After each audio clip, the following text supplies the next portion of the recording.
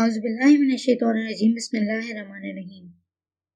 نبی کریم صلی اللہ علیہ وآلہ وسلم اور حضرت ابو بکر رضی اللہ عنہ کی ہجرت۔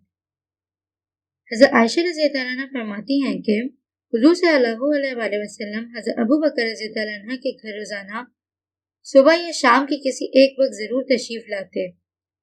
چنانچہ جس دن اللہ تعالیٰ نے اپنے رسول صلی اللہ علیہ وآلہ وسلم کو ہجرت کرنے کی اور اپنی قوم کے درمیان میں سے مکہ سے چلے جانے کی اجازت دی، اس دن آپ عین دوپہر کے وقت ہمارے یہاں تشریف لائے۔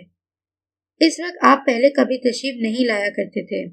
جب آپ کو حضرت ابو بکر نے دیکھا تو انہوں نے کہا کہ ضرور کوئی نئی بات پیش آ گئی ہے جس کی وجہ سے حضور صلی اللہ علیہ وآلہ وسلم اس وقت عادت کے خلاف تشریف لائے ہیں۔ جب حضور صلی اللہ علیہ وآلہ وسلم اندر آ گئے تو آپ کو جگہ دینے کے لیے حضرت ابو بکر رضی اللہ عنہ اپنی چارپائی سے ذرا پڑے ہٹ گئے اور حضور صلی اللہ علیہ وآلہ وسلم بیٹھ گئے۔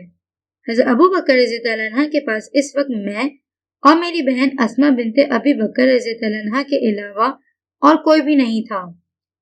حضور صلی اللہ علیہ وآلہ وسلم نے فرمایا، جو تمہارے پاس بیٹھے ہوئے ہیں انہیں باہر بھیج دو۔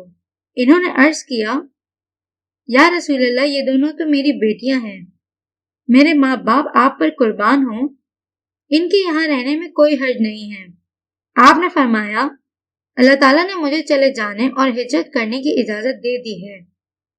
حضرت ابو بکر رضی اللہ عنہ نے کہا، یا رسول اللہ، میں اس سفر ہجرت میں آپ کے ساتھ جانا چاہتا ہوں۔ آپ نے فرمایا، تم بھی ساتھ چلو۔ حضرت عائشہ رضی اللہ عنہ فرماتی ہیں، اللہ کی قسم مجھے معلوم نہیں تھا کہ انسان خوشی کی وجہ سے بھی رویا کرتا ہے۔